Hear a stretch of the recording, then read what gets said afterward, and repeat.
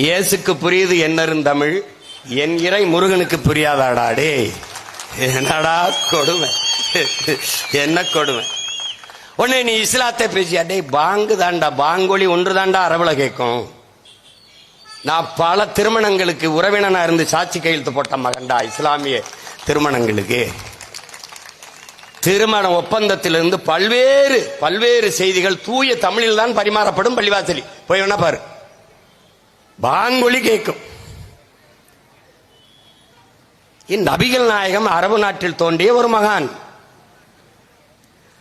அதனால அந்த அரபு மொழியில அவங்க பாங்கு சொல்றாங்க. அப்படி பார்த்தா இயேசுக்கு கூட அவங்க மொழியில தான் வழிபட்டு இருக்கணும், அது கூட மாறிட்டது.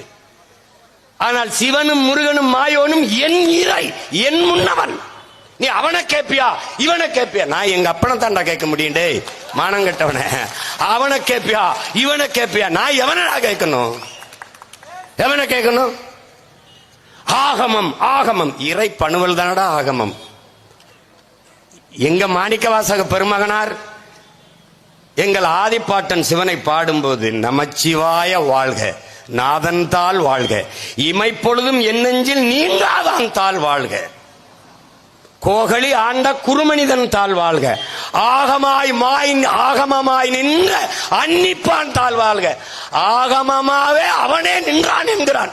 அவனுக்கு தமிழ்ல மந்திரம் சொன்னா புரியாது என்றான். இவன் கேட்டுக்கிட்டு மண்டையாட்டி கொண்டு நின்றான். நக்கீரா, உன் தமிழோடு சற்று விளையாடவே யான் வந்தோம் என்று சொன்ன சிவனுக்கு தமிழில் மந்திரம் சொன்னால் புரியாது. முதல் சங்கத்தின் தலைவனாக இருந்து தமிழ் வளர்த்த பாட்டனார் நம்முடைய இறை முருகன் சிவன். இறையனாரும் எம்பெருமான் முருகவேலும் அகத்தியரும் கட்டி காத்த தமிழ் சங்கம்.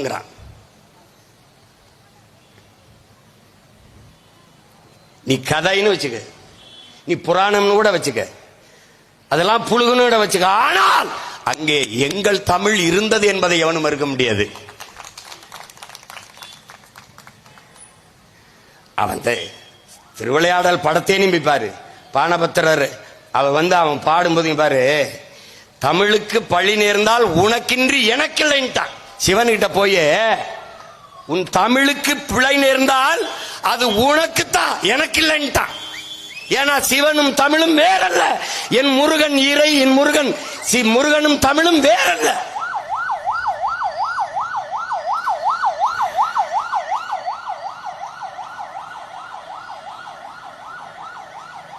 தமிழ் கடவுள் முருகன், தமிழே முருகன் தான். அதை புரிஞ்சுக்கணும். நீ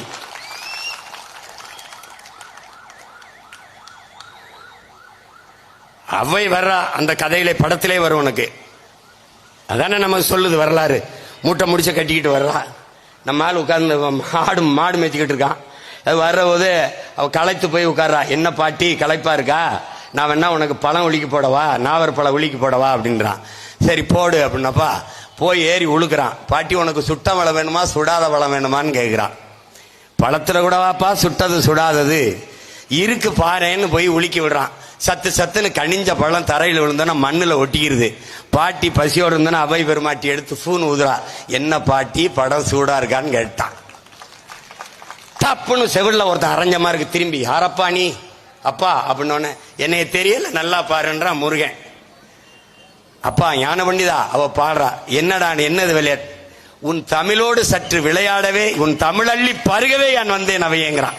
என் அவையின் தமிழள்ளி பருக வந்த முருகப்பெருமானுக்கு நக்கீரனின் தமிழோடு சற்று விளையாடவே வந்த என்னுடைய மூதாதை எங்கள் இறை சிவனுக்கு தமிழில் மந்திரம் சொன்னா புரியாது. எப்படி இருக்கு? அவன் சொன்னான், நாம் நம்பினோம். கொங்குதேர் வாழ்க்கை அஞ்சிரை தும்பி காமம் செப்பாது கண்டது மொழியுமோன்னு செயல எழுதி கீழே இறையனார் இன்று வரை இருக்கு தமிழ்ல. அந்த இறையனார் தான் சிவன் என்பதை நாம் மறந்தோம். இப்ப இந்த வேலை என்ன? பழந்தமிழர் நாட்டில் பைந்தமிழ் மொழியில் படிப்பதுதானே முறை. இழந்த நம் உரிமை எய்திட தடுக்கும் இளைஞரின் செவிபட அறையுங்கிறார் தாத்தா பெரும்பாவலர் பெருஞ்சித்திரனார் அவர்கள். அந்த வேலையை தான் இப்ப நம்ம செஞ்சுக்கிட்டு இருக்கோம். இப்ப நம்ம செய்யற வேலை என்ன? இதெல்லாம் நடந்துருமா? சீமானா உங்க ஐயா எல்லாம் சேர்ந்து விட்டா அதெல்லாம் நடந்துருமா? தம்பி, இப்ப கேட்கிற இடத்துல இருக்கான், ஒரு நாள் இதை தீர்க்கிற இடத்துக்கு வருவோம்.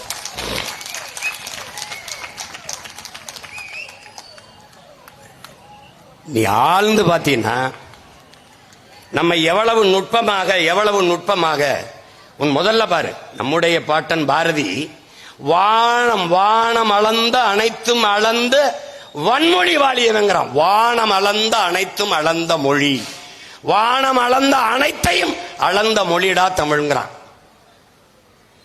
வானம் அறிந்த அனைத்தும் அறிந்து வளர்மொழி வாழியவென்றான். வானமளவு அளந்தது, வானமளவு அறிந்தது, அனைத்தும் அறிந்தது என்கிறான். அவ்வளவு பெரிது வானத்தை, வானமளவு பெரிது தமிழ்ங்கிறான். அவனே சொல்றான், தேமதுர தமிழோசை திசையெல்லாம் பரவும் வகை செய்தல் வேண்டும். திசையெல்லாம் இல்ல, எங்க இருக்கு? வேற திசைக்கு போகட்டும், ஓன் திசையில இல்ல. தெருவெல்லாம் தமிழ் முழக்கம் கேட்க வேண்டும்ங்கிறான். கேட்குதா தமிழ் முழக்கம்? எங்க இருக்கு தமிழ் முழக்கம்? உன்னை எவ்வளவு நுட்பமாக நம்மை வெளியேற்றி வீழ்த்தினார்கள் என்பதை என்னரும் தம்பி தங்கைகள், என் உடன் பிறந்தார்கள் அறிய வேண்டும்.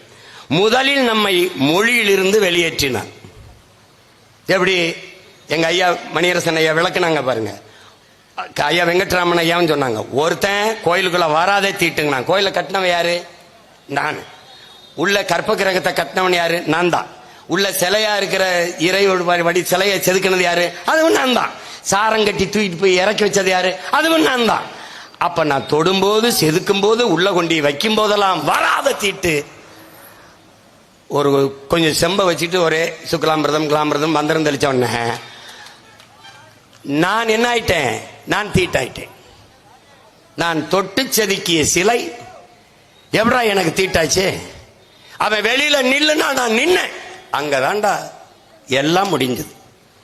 வராத தீட்டு என்றது. என் தாய்மொழி வெளியேறியது, அவர்கள் மொழி உள்ளே போனது.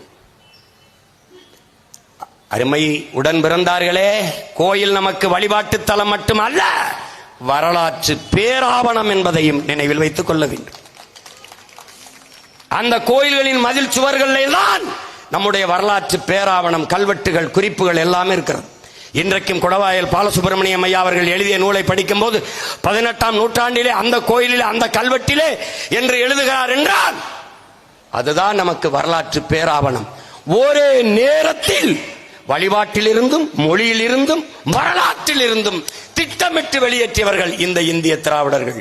நல்ல கவனிச்சு வச்சுக்கணும். அவன் உள்ள வராத தீட்டுனா இவன் போகாத முட்டாள் தான். நல்லா கவனிச்சிட்டியா? நீ வெளியில நின்ன கதை முடிஞ்சு. கடவுள் மறுப்பே பேசிக்கிட்டு இருந்த சீமான் ஏன்டா அதை கையில் எடுத்தான்? ஏன் எடுத்தான்? வீழ்ந்து கிடக்கிற தமிழ் தேசிய மக்களின் உரிமைக்கு, விடுதலைக்கு போராடுகிறவன், எங்கள் உயிர் தலைவன்.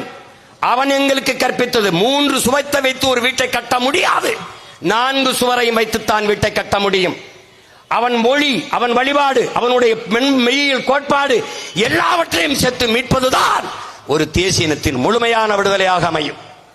50,000 ஆண்டுகளுக்கு மூத்த ஒரு தொல்குடி சமூகம், முதலாக தோன்றிய ஒரு இன பெருங்கூட்டத்திற்கென்று ஒரு வழிபாடு, மெய்யியல் கோட்பாடு இருந்திருக்குமா இல்லையா? எனக்கென்ற இறை யார்? எனக்கென்ற வழிபாட்டு முறை என்ன? நாங்கள் இயற்கை வழிபாட்டு மரபினர். மூத்தோர் எங்கள் தெய்வர்கள் முருகனும் மாயோனும். இதெல்லாம் யார்? எங்களுடைய சிவன்லாம் யார்? எங்கள் இன முன்னோர். காளி, பேச்சியம்மன், சுடலையாண்டி, கருப்பணன், இவெல்லாம் யார்? எங்களுடைய குல முன்னோர். மாயோன் மேய காடுரை உலகு, சேயோன் மேய மைவரை உலகு, வேந்தன் மேய தீம்புணல் உலகு, வர்ணன் மேய பெருமணல் உலகு என்று எங்களுடைய தொல்காப்பியம் எங்களுக்கு கற்பிக்குது. எங்க ஐயா சொன்ன மாதிரி சிவன் என் இறை, என் மூதாதை. நான் மறுபடியும் கேட்கிறேன், 63 நாயன்மார்களில் ஒருவன் அயல்மொழியாளன் எவனா சொல்ற? தமிழனை தவிர ஒருவன் சொல். என்னுடைய மாயவன் தான் கண்ணன், என்னுடைய கண்ணன் தான் திருமால், என்னுடைய திருமால் தான் பெருமாள். 2வது நிலத்தின், முல்லை நிலத்தின் தலைவன் ஆயர்குல தலைவன், முல்லை நில இறைவன், என்னுடைய மாயோன், என்னுடைய கண்ணன். நாங்கள் எங்களுடைய இறை கருப்பு, மால் என்றால் கருப்பு. வணங்குகிற தெய்வத்தை, என் இறையை பெருமையாக மரியாதையாக அழைக்க வேண்டும் என்பதற்காக திருமால் பெருமாள் என்று அழைத்தேன். நீ கும்பிடுகிற வெங்கடாசலபதி பேர் மாத்தனா, நீ என்ன என்ன என்ன வேடம் போட்டாலும் அப்ப ஏன் அப்பன் தானடா, ஏன் அப்பன் தானே. நீ அவனுக்கு கோட் சூட்டை போட்டு விடு அல்லது என்னத்தை வேணாலும் போட்டு விடு, ஆனா அப்பன் ஏன் அப்பன். உன்னுடைய பெருமாள் திருமால் 12 ஆழ்வார்களில் ஒருவன் தமிழன் தவிர வேற ஒருத்தன் சொல்றான். நீ திருவில்லிபுத்தூர்ல இருக்கிற ஆண்டாள் கோயில், ஆண்டாள் பாடிய பாசுரம் எந்த மொழியிலே? ஆண்டாள் கோயிலிலே அவள் பாடிய பாசுரம் பாடப்படுகிறதா? இது கேள்வி. தமிழில் 1000 பாடிய ஆண்டாளுக்கு எதற்குடா சமஸ்கிருத மந்திரம்? எதற்கு? இதை விட ஆண்டாளை பெருமாளை இழிவுபடுத்துற செயல் ஒன்று உண்டா? ஒன்று உண்டா? எப்படி? ஒரு அடிப்படை உரிமை, ஒரு தேசினத்தின் மகன் மகளுடைய அடிப்படை உரிமை அவனுடைய மொழி. அதை இழக்க முடியாது. மொழியை இழந்தால் என் இனத்தை இழப்பேன், இனத்தை இழந்தால் நிலத்தை இழப்பேன், நிலத்தை இழந்தால் என் பலத்தை இழப்பேன், பலத்தை இழந்தால் நான் அழிவேன். இந்த உலகெங்கிலும் இருக்கிற வரலாற்று உண்மையை உணர்ந்து தெளிந்த பிள்ளைகள் நிமிர்கிறோம் நாங்கள் தமிழர்கள் என்று. இதுல என்ன உனக்கு பிரச்சனை? நீ எவ்வளவு தூரம் நிராகரிக்கப்பட்டு புறக்கணிக்கப்பட்டு வீழ்த்தப்பட்டிருக்கா என்பதை புரிந்துகள். உன்னுடைய கோயிலில் உன் தாய்மொழியில் வழிபட முடியாது என்பது எவ்வளவு கீழான அடிமை நிலை. இங்கே தெய்வத்தமிழ் பேரவை, வீரத்தமிழ் முன்னணி எல்லாம் வழக்கு போட்டு நம்முடைய பாட்டனார் அருண்மொழி சோழன் அவன் கட்டிய கோயில் பெருவுடையார் கோயில், அந்த கோயிலிலே தமிழில் குடமுழுக்கு, அது கும்பாபிஷேகம் தான் சொல்லுவான். குடமுழுக்கன்றோ நன்னீராட்டோன்றோ நல்ல தமிழில் சொல்ல மாட்டான். எழுதி வைத்துக்கொள் முருகா, எழுதி வைத்துக்கொள். இன்றைக்கு குடமுழுக்கு தண்ணீராட்டு தமிழிலே வேண்டுமென்று போராடி கொண்டிருக்கிற பிள்ளைகள் ஒரு நாள் சமஸ்கிருதத்திலும் ஓத விடுங்கள் என்று நீங்கள் போராடுகிற நிலைமையை நாங்கள் உருவாக்கவில்லை என்றால் பார்த்துக்கிட்டே இருக்கு. எதற்காக நீங்க கோயில்ல சமஸ்கிருதத்தை சொல்லு? எனக்கு புரியக்கூடாது, அதை தவிர வேற நோக்கம் இருக்கா? என் இறைக்கும் புரியக்கூடாது, அதை தவிர வேற நோக்கம் ஏதாவது இருக்கா? மொழி வழியேதான் தேசிய இனங்கள் நிலங்கள். இந்தியா பல்வேறு மொழிவழி தேசிய இனங்களின் கூட்டமைப்பு, பல்வேறு தேசங்களின் ஒன்றியம். இந்த நாடு இருந்ததில்லை, வெள்ளைக்காரர்களால் அடிமைப்படுத்தி ஆண்ட அந்நியனால் உருவாக்கப்பட்டது. இந்திய நாட்டின் தேசிய ஒருமைப்பாடு என்பதே வெள்ளைக்காரன் கத்தி முனையில், துப்பாக்கி முனையில் உருவாக்கப்பட்டது ஒன்று என்றுதான் மார்க்ஸ் சொல்கிறார். இந்தியாவின் வரலாறு என்பது என்ன? வரலாறு என்பது என்ன? அந்நியர்கள் அந்த நாட்டின் அந்நியர்களினுடைய இந்தியர் அல்லாத ஒரு அரசு எழுந்ததும் வீழ்ந்ததும் தான் இந்த நாட்டின் வரலாறு. முகலாயர்கள் எத்தனை முறை வந்தார்கள், பானிபட்டு போர் எவ்வளவு நடந்தது, இந்த மாதிரி கதைகள் தான் இங்கே வரலாறு. இவனுக்கென்று நமக்கென்று என்ன வரலாறு? ஒன்றும் இல்லை.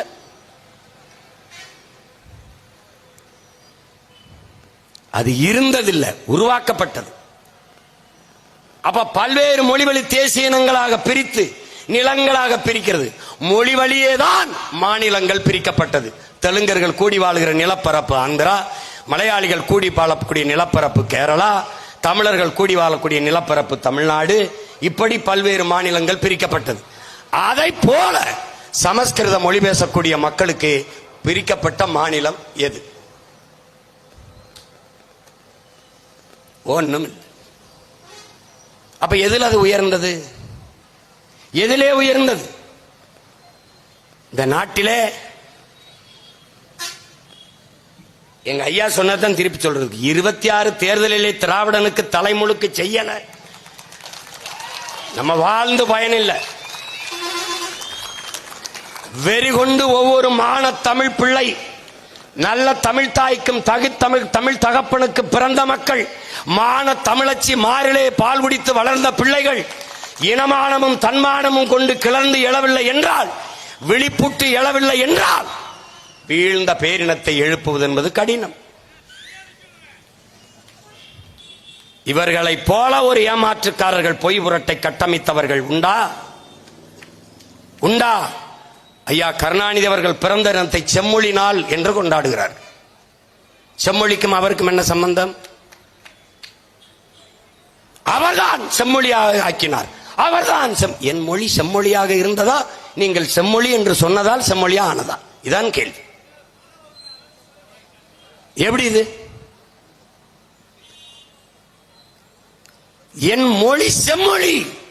சில மொழிகள் பிறந்து சிறக்கும். பிறந்த மொழி உலகிலே எங்கள் மொழி தமிழ்.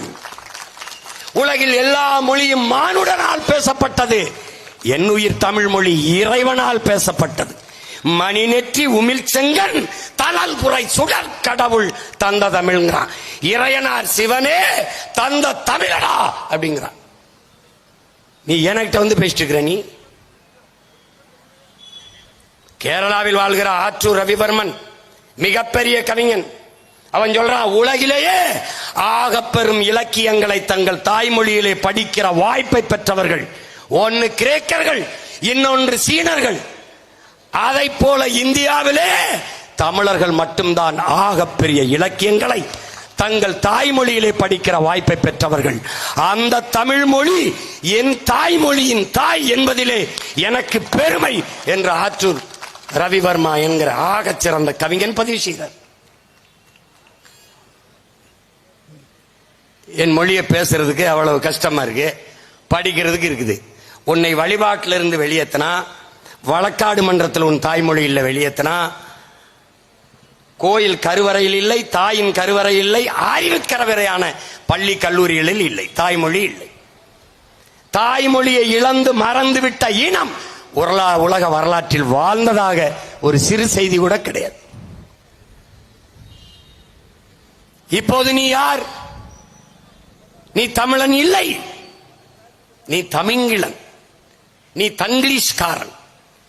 பெரியார் என்கிற ஒரு இந்த ராமசாமி ஐயா அவர்கள் சாதித்தது, இந்த திராவிடர்கள் சாதித்தது ஒன்றே ஒன்றுதான். என் உடன் பிறந்தானே அவர்கள் சாதி ஒழிப்பு அம்பக், அவர்கள் சமூக நீதி வெட்டி பொய், அவர்களுடைய பெண்ணிய உரிமை ஏமாற்று, எல்லாமே ஏமாற்று. அவர்கள் சாதித்தது ஒன்றே ஒன்றில்தான், தமிழ் சனியனை விட்டு ஒழித்தான். தமிழோடு ஆங்கிலம் கலந்து கலந்து பேசி அழிந்தார். தமிழையே ஆங்கிலத்தில் எழுது. வாடா மச்சான் என்றா VA DA, வாடா மச்சான் MA CHA மச்சான் அப்படி எழுதுன்றார். அப்படிதான் எழுதிக்கிட்டு இருக்கான். விளம்பர பலகையில பார், இப்போ இல்லாட்டி எப்போ அப்படின்னு எழுதி வைப்பான். IPPO போடுவானே ஒழிய, அப்ப எழுத்து ஆங்கிலம், உச்சரிப்பு தமிழ். இதுதான் தமிங்கிலம். விளங்கிருச்சா? மெடிக்கல் ஸ்டோர், மருந்தகம் என்று இருக்காது, மெடிக்கல் ஸ்டோர். மேடிக்கல் ஸ்டோர், எழுத்து தமிழ், உச்சரிப்பு ஆங்கிலம். இதுதான் தமிங்கிலம், தங்கிலீஷ். இந்த நிலையை நம்முடைய மூதாதை, நம்முடைய இறை முருக பெருமானின் மீது ஆணையிட்டு ஒவ்வொரு தமிழ் மகனும் ஏற்கணும். இந்த நிலையை மாற்றாத வரை எங்களுக்கு உறக்கமில்லை என்ற உறுதியை நாம் ஏற்கணும். ஒழிக்கணும். உலகிற்கு அறிவை கடன் கொடுத்த பேரினத்தின் மக்கள். அறிவியல், தொழில்நுட்பம், வேளாண்மை, நாகரிகம், கலை, இலக்கியம், பண்பாடு எல்லாவற்றையும் கற்றுக் கொடுத்த பேரினத்தின் மக்கள். நம்முடைய இறைக்கு முன்பு தமிழிலே வழிபாடு செய்ய வேண்டும் என்று கெஞ்சிக் கொண்டிருக்கிற கேவலங்கட்ட நிலையில் நின்று கொண்டிருக்கிறோம். இந்த கூட்டத்தை நடத்த அனுமதி பெற முடிந்ததா? RSS பேரணிக்கு தடையின்றி அனுமதி. 22 ஜூன் 22 முருகன் மாநாட்டிற்கு இந்து முன்னணிக்கு தடையின்றி அனுமதி. ஏன்? அவர்களுக்கு அரசியல். நமக்கு இது அவசியம், நமக்கு அடிப்படை உரிமை. இறைவனில் என்னடா அரசியல் இருக்கு? அவனுக்கு தெரியுது. ராமரை வச்சு கொஞ்ச நாள் அங்க வட இந்தியாவில் வண்டி ஓட்டிட்டு இருந்தான்.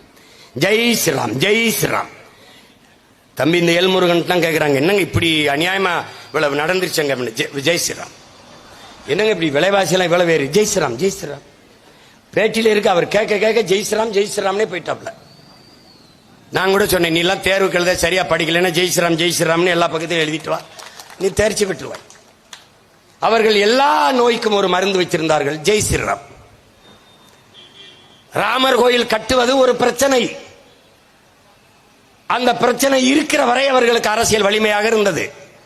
கட்டி முடித்தார்கள், முற்று பெற்றது. தேர்தல் நடந்தது 24. அயோத்தி ராமருடைய கோயில் இருக்கிற இடத்திலே அவர்கள் ஒரு வேட்பாளரை நிறுத்தினார்கள். அகிலேஷ் யாதவ் ஒரு தாழ்த்தப்பட்ட ஒரு மகனை பொது தொகுதியில் நிறுத்தினார். அவர்கள் நிறுத்தின வேட்பாளரை தோக்கடித்து தாழ்த்தப்பட்ட மகன் வென்றான். ராமர் கோயில் கட்டிய நோக்கம் முற்று பெற்றது. அதோட ஜெய் ஸ்ரீராம் நின்று விட்டது. ஒரிசாவுக்கு வந்தார்கள். நம்முடைய உறவினன் பாண்டியன், மதுரை பாண்டியன் பெரிய செல்வாக்கு பெற்று மக்களால் நேசிக்கப்படுகிற ஒருவனாக இருந்தான். அவன் அந்த நாட்டின் முதல்வர் ஆகவில்லை, ஆவானோ ஆகி விடுவானோ என்ற எதிர்பார்ப்பு இருந்தது. இதே ஐயா நரேந்திர மோடி அவர்கள், இதே ஐயா அமித்ஷா அவர்கள் ஒரிசாவில் பேசும்போது ஒரு தமிழன் ஒரிசாவை ஆள்வதா என்று கேட்டார்கள். பூரி ஜெகநாதர் கோயிலினுடைய உண்டியல் சாவி தமிழ்நாட்டில் இருக்கிறது என்று பரப்பிவிட்டார்கள். நான் கூட சொன்னேன், என்னிடத்தில் தான் இருக்கிறது என்று. ராமர் கோயில் உண்டியல் சாவி கூட என்னிடத்தில் தான் இருக்குது, வாங்கல் என்று கூட சொன்னேன். கிளப்பி விட்டார்கள், தோற்கடித்தார்கள். நவீன் பட்நாயக் அவர்களை தோற்கடித்தார். பாண்டியன் அந்த பொறுப்பில் இருந்த விலகி போனார். ஆனால் இங்கு வந்து தமிழ் தமிழ் கடவுள் இதெல்லாம் பேசுகிறார்கள். கேரளாவில் ஐயப்பனை தொட்டார்கள். பெண்கள் உள்ளே வரக்கூடாது என்றார்கள். ஒரே மகன். ஓட்டுக்காக நிற்பவன் அஞ்சுவான், நாட்டுக்காக நிற்பவன் எதற்கும் பயப்பட மாட்டான்.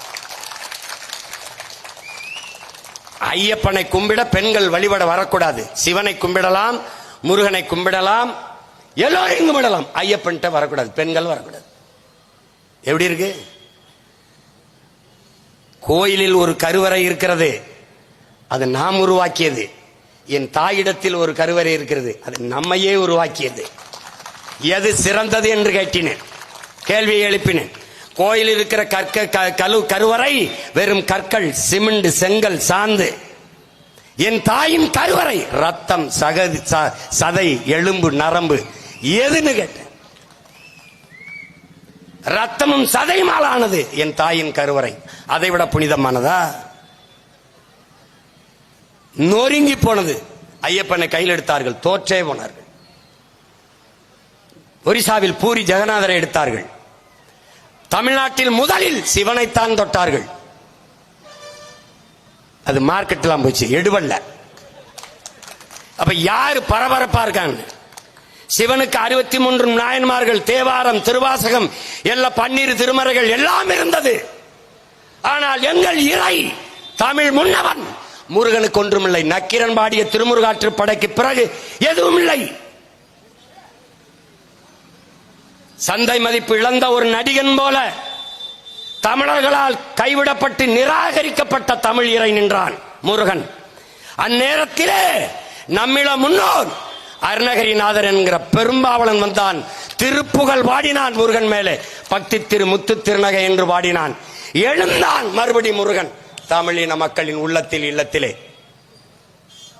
ஐயப்பனுக்கு கூடிய கூட்டம், வெங்கடாசலபதிக்கு கூடிய கூட்டம் எங்கள் பாட்டன், எங்கள் முப்பாட்டன் முருக பெருமகனாருக்கு இல்லையா? வந்தான் ஒரு மகன், எளிய மகன் சீமான். வேல்வேல் வெற்றிவேல் என்று திருமுருக பெருவிழா. முருகன் என் மூதாதை, என் இன முன்னோன், எங்கள் முப்பாட்டன் என்ற முழக்கத்தை முன்வைத்து பண்பாட்டு புரட்சி இல்லாது அரசியல் புரட்சி வெல்லாது என்று எடுத்தேன். அன்னைக்கு கதறினார்கள் திராவிடர்கள்.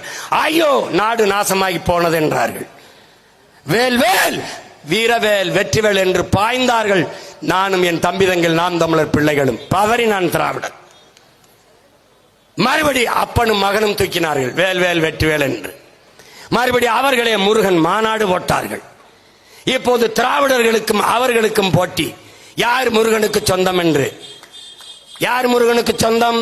நீ எத்தனை ஆரோகரா போடு, எவ்வளவு காவடிய தூக்கு, எவ்வளவு அழகு குத்தி ஆடு, எத்தனை தீக்குழியும் மிதி, நீ குன்னக்குடிக்கு அன்னக்காவடி எடுத்தாலும் தலையிலான் என்று தண்ணியை குடித்தாலும், பெருமக்களே, முருகா வீரவேல் வெற்றிவேல் என்று நீ முழக்கமிட்டால் முதலில் எங்கள் மூதாதை முருகன் முகமரும், பிறகு அவன் பேரன் இந்த சீமானின் முகம்தான் என் மக்களுக்கு நினைவில் வரும். அதைத்தான் எங்க அப்பா மணியரசன் அவர் கேட்கிற, நீ அங்கே முருகன் மாநாடு போடுவாய், முருகனுக்கு முன்பு அவன் தாய்மொழி தமிழே வழிபடுவாயா? அந்த கேள்வி எழுப்புமா? பிறகு தமிழ் இல்லாத முருகன் ஏதடா? தமிழ் இல்லாத இடத்தில் முருகன் எங்கடா இருப்பான்? எப்படா இருப்பான்? எப்படி இருப்பான்? சும்மா அவனுக்கு வாக்கு அந்த இடத்துல இதை போட்டு பார்ப்போமா? இது எல்லா இடத்தையும் கை வச்சான், முருகனை கை வைப்பான். நீ கஷ்டப்பட்டு மாநாடு போட்டு என்னை வளர்க்கிறாய், என்னை வளர்க்கிறாய். ஒரு நாட்டின் மதிப்புமிக்க ஒரு அமைச்சர் பெருமகன், உள்துறை அமைச்சராக இருக்கிற ஒரு பெருந்தகை ஐயா அமித்ஷா அவர்கள் மதுரையில் வந்து தன் கட்சி தோழர்களிடத்தில் பேசுகிறார். இந்துக்களின் ஒற்றுமை, இந்திய நாட்டு மக்களின் ஒற்றுமையை பேசல, இந்துக்களின் ஒற்றுமையை ஒரு நாட்டின் மூத்த பெரும் தலைவர், மிக உயர்ந்த பதவியில் இருக்கிற பேசுகிறார். நாட்டையும் நாட்டு மக்களையும் துண்டாடுகிற முயற்சியில் ஈடுபடுபவர்கள் யார் என்பதை அறிவார்ந்த தமிழ் சமூக மக்கள் சிந்திக்கணும்.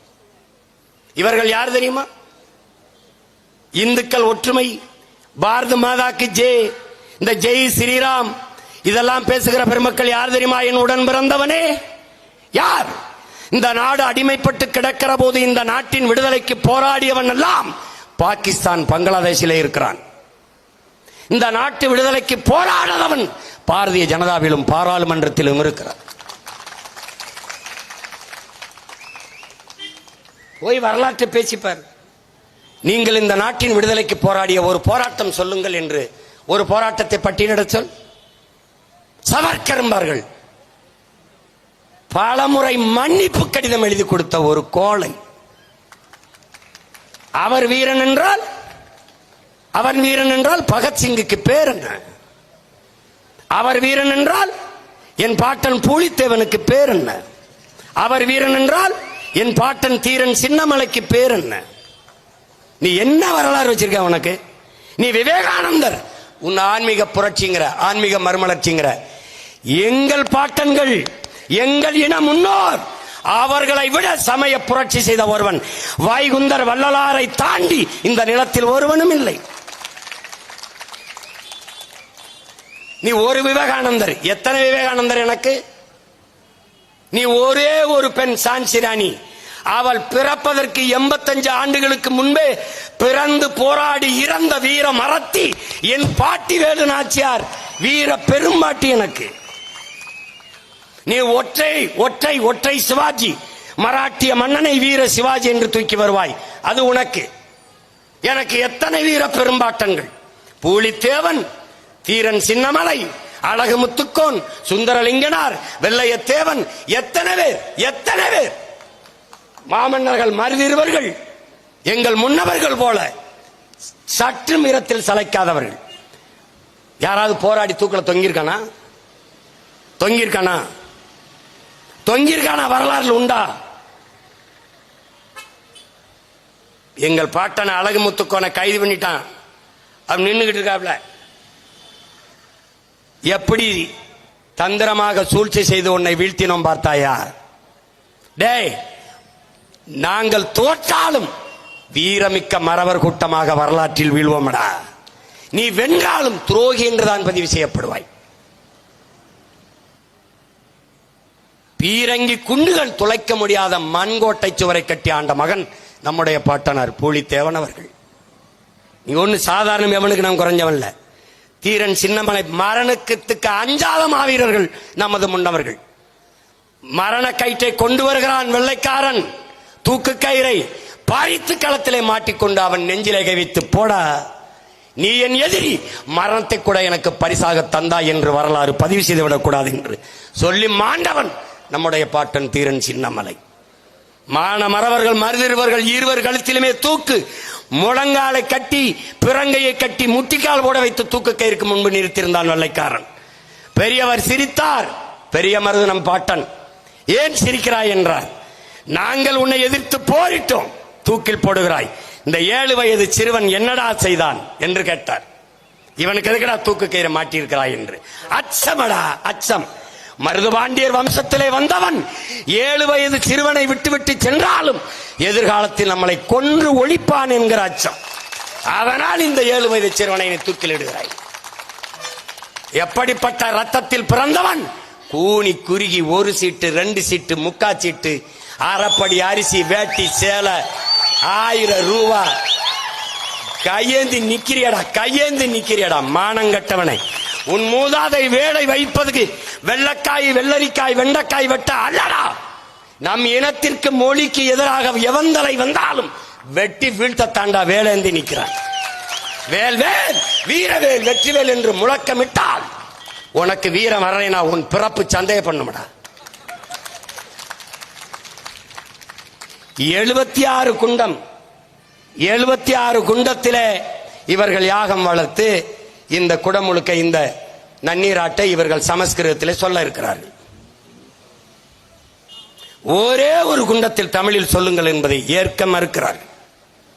ஒருவேளை என்னரும் தமிழ் சொந்தங்களே, உங்கள் மகன் தமிழ்நாட்டின் முதலமைச்சராக இருந்தார், என் தமிழுக்கும் என் இறைக்கும் இந்த நிலை வருமா என்பதை எண்ணி பாருங்கள்.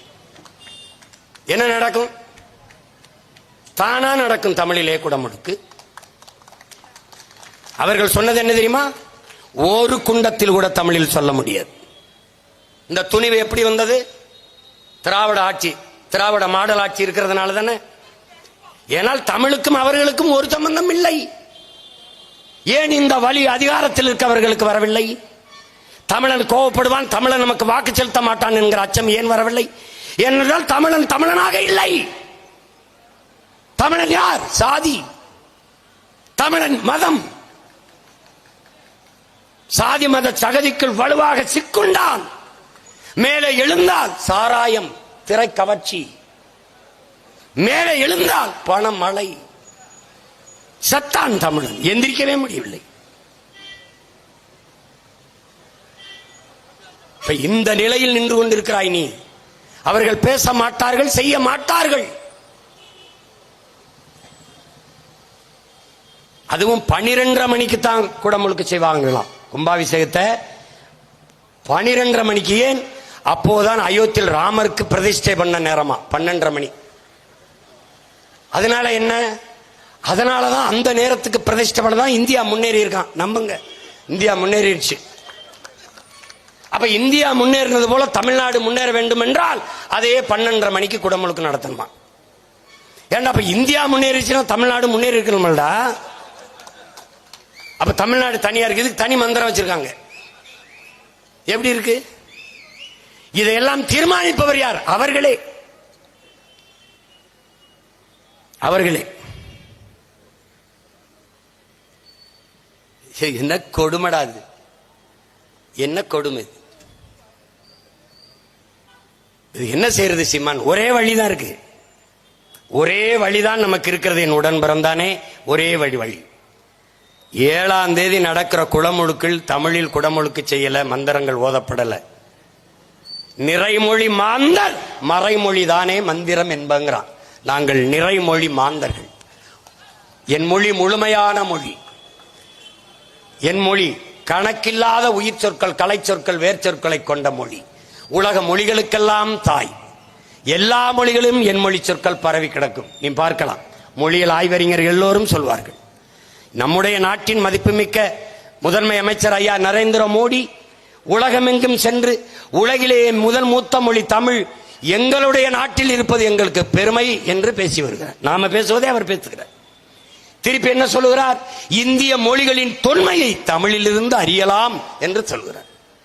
ஆனால் அந்த மொழிக்கு கொடுத்த முதன்மைத்துவம் என்ன? இந்திய நாட்டின் நாடாளுமன்ற கட்டிடத்தை புதிதாக கட்டி எழுப்பினார்களே, அதன் வாசலிலே, அதன் சுவற்றிலே சமஸ்கிருதம், இந்தி, ஆங்கிலத்தில் கல்வெட்டு இருக்கிறதே, தமிழில் ஏன் கல்வெட்டு இல்லை என்று கேட்ட ஒரே மகன் உங்கள் மகன், உங்கள் உடன் பிறந்தான் சீமான் மட்டும்தான். 39 நாடாளுமன்ற உறுப்பினர்கள், 40 நாடாளுமன்ற உறுப்பினர்களை வைத்திருக்கிற இந்த திராவிட மாடல் ஒருவர் கூட பதிவு செய்யவில்லையே. ஏன்?